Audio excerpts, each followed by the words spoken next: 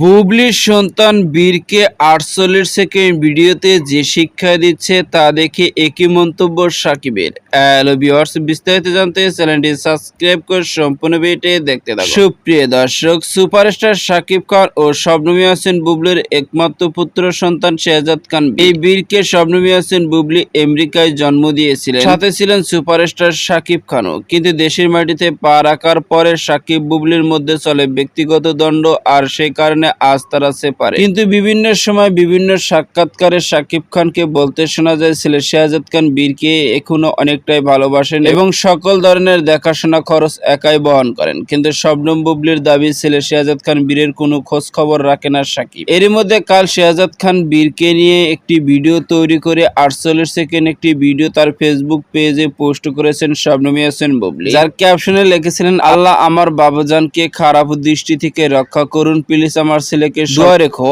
আমিন।